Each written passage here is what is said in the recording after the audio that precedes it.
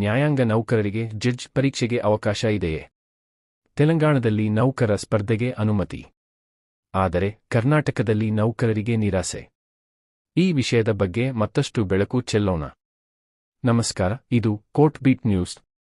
ಕಾನೂನು ಪದವಿ ಹೊಂದಿದ ಸೇವಾ ನಿರತ ನ್ಯಾಯಾಂಗ ನೌಕರರಿಗೆ ಸಿವಿಲ್ ಜಡ್ಜ್ ಹುದ್ದೆಗೆ ಸ್ಪರ್ಧಿಸಲು ತೆಲಂಗಾಣ ರಾಜ್ಯದಲ್ಲಿ ಅವಕಾಶ. ಕರ್ನಾಟಕದ ನ್ಯಾಯಾಂಗ ನೌಕರರಿಗೆ ನಿರಾಸೆ. ನ್ಯಾಯಾಂಗ ಅಧಿಕಾರಿಗಳ ನೇಮಕಾತಿ ನಿಯಮಕ್ಕೆ ಕರ್ನಾಟಕ ಸರ್ಕಾರವು ಇತ್ತೀಚೆಗೆ ತಿದ್ದುಪಡಿಯನ್ನು ತಂದಿದ್ದು, ಕರಡು ತಿದ್ದುಪಡಿ ನಿಯಮಗಳನ್ನು ರಾಜ್ಯಪತ್ರದಲ್ಲಿ ಪ್ರಕಟಿಸಿದೆ. ಹಿಂದಿನ ನೇಮಕಾತಿ ನಿಯಮಗಳ ಪ್ರಕಾರ ಸೇವಾ ನಿರತ ಕಾನೂನು ಪದವಿ ಹೊಂದಿರುವ ನ್ಯಾಯಾಂಗ ನೌಕರರಿಗೆ ಸಿವಿಲ್ ಜಡ್ಜ್ ಹುದ್ದೆಯ ಸ್ಪರ್ಧಾತ್ಮಕ ಪರೀಕ್ಷೆಯಲ್ಲಿ ಪಾಲ್ಗೊಳ್ಳಲು ಅವಕಾಶವಿತ್ತು. ಆದರೆ ಕರ್ನಾಟಕ ಸರ್ಕಾರ ಪ್ರಕಟಿಸಿರುವ ಕರಡು ನಿಯಮಗಳಲ್ಲಿ ನ್ಯಾಯಾಂಗ ನೌಕರರಿಗೆ ಈ ಅವಕಾಶವನ್ನು ಕೈಬಿಡಲಾಗಿದೆ. ಇದಕ್ಕೆ ಕಾರಣ ಸುಪ್ರೀಂ ಕೋರ್ಟ್ ಪ್ರವೇಶ ಹಂತದ ನ್ಯಾಯಾಂಗ ಅಧಿಕಾರಿಗಳ ಹುದ್ದೆಯ ನೇಮಕಾತಿಗಾಗಿ 3 ವರ್ಷಗಳ ವಕೀಲಿ ವೃತ್ತಿಯ ಅನುಭವ ಕಡ್ಡಾಯ ಎಂಬ ತೀರ್ಪು ನೀಡಿರುವುದು. ಆದರೆ ಭಾರತದ ವಿವಿಧ ರಾಜ್ಯಗಳಲ್ಲಿ ಸಿವಿಲ್ ಜಡ್ಜ್ ಹುದ್ದೆಗಳ ನೇಮಕಾತಿ ನಿಯಮ ಏಕರೂಪವಾಗಿಲ್ಲ. ತೆಲಂಗಾಣ ಹೈಕೋರ್ಟ್ ಕಾನೂನು ಪದವೀಧರರಿಗೆ, ಅದರಲ್ಲೂ ಹಾಲಿ ನ್ಯಾಯಾಂಗ ಇಲಾಖೆಯಲ್ಲಿ ಸೇವೆ ಸಲ್ಲಿಸುತ್ತಿರುವ ಲಿಪಿಕ ನೌಕರರಿಗೆ ನೇರ ನೇಮಕಾತಿಯ ಮೂಲಕ ಸಿವಿಲ್ ನ್ಯಾಯಾಧೀಶರಾಗುವ ಅವಕಾಶಗಳನ್ನು ಒದಗಿಸುತ್ತದೆ. ಇದಕ್ಕಾಗಿ LLB ಪದವಿ ಹೊಂದಿರಬೇಕು ಮತ್ತು ತೆಲಂಗಾಣ ನ್ಯಾಯಾಂಗ ಸೇವಾ ಪರೀಕ್ಷೆ ತೆಲಂಗಾಣ ಜುಡಿಷಿಯರಿ ಸರ್ವಿಸ್ ಎಕ್ಸಾಮ್ ಉತ್ತೀರ್ಣರಾಗಬೇಕು. ಇತ್ತೀಚಿನ 2025ರ ಕೊನೆಯ ಭಾಗದ ಅಧಿಸೂಚನೆಗಳಲ್ಲಿ ನೇರ ನೇಮಕಾತಿ ಅಭ್ಯರ್ಥಿಗಳಿಗೆ ಸಿವಿಲ್ ನ್ಯಾಯಾಧೀಶ ಜೂನಿಯರ್ ಡಿವಿಷನ್ ಹುದ್ದೆಗಳಿಗಾಗಿ ಅವಕಾಶಗಳು ಪ್ರಕಟವಾಗಿರುವುದು ಕಂಡುಬಂದಿದೆ. ಸಾಮಾನ್ಯವಾಗಿ ಅನುಭವದ ಮಾನದಂಡಗಳು 3 ವರ್ಷಕ್ಕಿಂತ ಹೆಚ್ಚು ಕಾಲ ವಕೀಲ ವೃತ್ತಿ ನಡೆಸಿದವರಿಗೆ ಆದ್ಯತೆ ನೀಡುತ್ತವೆ. ಆದರೂ ನ್ಯಾಯಾಂಗ ಸಿಬ್ಬಂದಿಗೆ ಹಂತಹಂತವಾಗಿ ಮೇಲೇರಲು ಆಂತರಿಕ ಪದೋನ್ನತಿ ಮಾರ್ಗಗಳು ಲಭ್ಯವಿವೆ. ಕೆಲವು ಇತ್ತೀಚಿನ ಹುದ್ದೆಗಳು ನೇರ ಪ್ರವೇಶವಾಗಿದ್ದರೂ ಸಾಮಾನ್ಯವಾಗಿ ಸಿವಿಲ್ ನ್ಯಾಯಾಧೀಶ ಹುದ್ದೆಗೆ ಅರ್ಹರಾಗಲು ಸುಮಾರು 3 ವರ್ಷಗಳ ವಕೀಲ ವೃತ್ತಿ ಅನುಭವ ಅಗತ್ಯವಿರುತ್ತದೆ. ಆಂತರಿಕ ಪದೋನ್ನತಿ.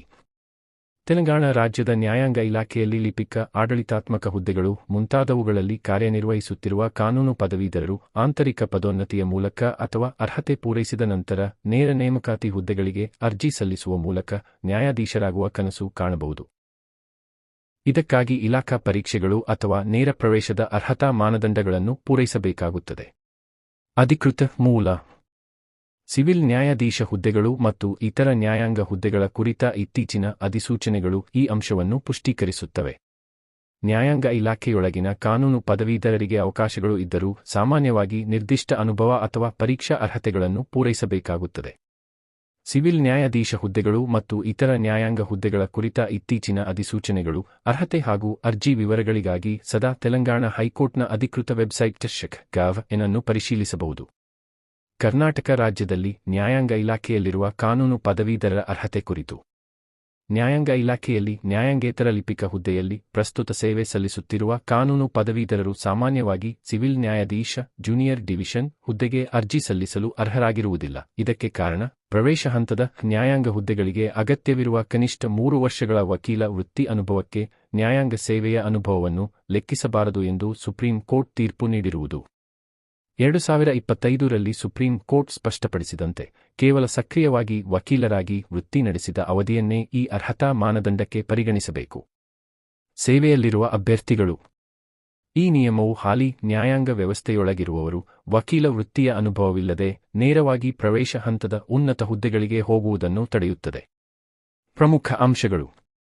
3 ವರ್ಷಗಳ ವಕೀಲ ವೃತ್ತಿ ನಿಯಮ. ಸಿವಿಲ್ ನ್ಯಾಯಾಧೀಶ ಜೂನಿಯರ್ ಡಿವಿಷನ್ ಹುದ್ದೆಗೆ ಕನಿಷ್ಠ 3 ವರ್ಷಗಳ ವಕೀಲ ವೃತ್ತಿ ಅನುಭವ ಅಗತ್ಯವಿದೆ ಎಂಬ ನಿಯಮವನ್ನು ಸುಪ್ರೀಂ ಕೋರ್ಟ್ ಇತ್ತೀಚೆಗೆ ಮರುಸ್ಥಾಪಿಸಿದೆ. ಅನುಭವ ಅನರ್ಹತೆ. ನ್ಯಾಯಾಂಗ ಇಲಾಖೆಯ ಲಿಪಿಕ ಅಧಿಕಾರಿಯಾಗಿ ಅಥವಾ ನ್ಯಾಯಾಂಗ ಸೇವೆಯಲ್ಲಿ ಕಳೆಯುವ ಅವಧಿಯನ್ನು ವಕೀಲರಾಗಿ ವೃತ್ತಿ ನಡೆಸಿದ ಅನುಭವಕ್ಕೆ ಸಮಾನವೆಂದು ಪರಿಗಣಿಸಲು ನ್ಯಾಯಾಲಯ ಸ್ಪಷ್ಟವಾಗಿ ನಿರಾಕರಿಸಿದೆ. ವಕಾಲತ್ತಿನ ಮೇಲಿನ ಒತ್ತಡ. ಅನುಭವವು ವಕೀಲರಾಗಿ ಇರಬೇಕು ಅಂದರೆ ದಾವೆ ರಚನೆ, ಅರ್ಜಿಗಳ ಸಲ್ಲಿಕೆ, ಕಕ್ಷಿಗಾರರೊಂದಿಗೆ ಸಂವಹನ ಹಾಗೂ ನ್ಯಾಯಾಲಯದಲ್ಲಿ ಹಾಜರಾತಿ ಇತ್ಯಾದಿಗಳನ್ನು ಒಳಗೊಂಡಿರಬೇಕು. ಕೇವಲ ಆಡಳಿತಾತ್ಮಕ ಅಥವಾ ಲಿಪಿಕ ಸೇವೆಯ ಪಾತ್ರಗಳನ್ನು ಒಳಗೊಂಡಿರಬಾರದು. ಸೇವೆಯಲ್ಲಿರುವ ಅಭ್ಯರ್ಥಿಗಳು.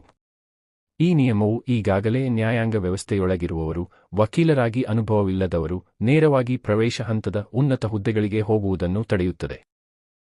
ಕರ್ನಾಟಕ ರಾಜ್ಯದಲ್ಲಿ ಉಚ್ಚ ನ್ಯಾಯಾಲಯ ಹಾಗೂ ಜಿಲ್ಲಾ ಮಟ್ಟದ ನ್ಯಾಯಾಲಯಗಳಲ್ಲಿ ಸೇವೆ ಸಲ್ಲಿಸುತ್ತಿರುವ ನ್ಯಾಯಾಂಗ ನೌಕರರ ಪೈಕಿ ಕಾನೂನು ಪದವಿ ಹೊಂದಿರುವ ಬಹುತೇಕ ನೌಕರರಿದ್ದಾರೆ. ಅವರಲ್ಲಿ ಹಲವರು ನ್ಯಾಯಾಂಗ ಅಧಿಕಾರಿಯಾಗಿ ಸೇವೆ ಸಲ್ಲಿಸುವ ಗುರಿಯೊಂದಿಗೆ ಲಿಪಿಕ ನೌಕರರ ಹುದ್ದೆಗೆ ಸೇರಿದವರಾಗಿದ್ದಾರೆ. ಇದೀಗ ಕರ್ನಾಟಕ ಸರ್ಕಾರ ಪ್ರಕಟಿಸಿರುವ ಕರಡು ತಿದ್ದುಪಡಿ ನಿಯಮಗಳು ಅವರ ಉತ್ಸಾಹಕ್ಕೆ ತಣ್ಣೀರು ಎರಚಿದೆ. ಆದರೂ ತೆಲಂಗಾಣ ಹೈಕೋರ್ಟ್ ಸೇವಾನಿರತ ನ್ಯಾಯಾಂಗ ನೌಕರರಿಗೆ ನ್ಯಾಯಾಧೀಶರಾಗುವ ಅವಕಾಶವನ್ನು ಕಲ್ಪಿಸಿರುವುದು ಕರ್ನಾಟಕ ರಾಜ್ಯದ ನ್ಯಾಯಾಂಗ ನೌಕರರಲ್ಲಿ ಭರವಸೆಯ ಹೊಸ ಆಶಾಕಿರಣ ಮೂಡಿಸಿದೆ. ಈ ಲೇಖನ ಬರೆದವರು ಶ್ರೀ ಪ್ರಕಾಶ್ ನಾಯಕ್, ಹಿರಿಯ ಶಿರಸ್ತೇದಾರರು, ನ್ಯಾಯಾಂಗ ಇಲಾಖೆ.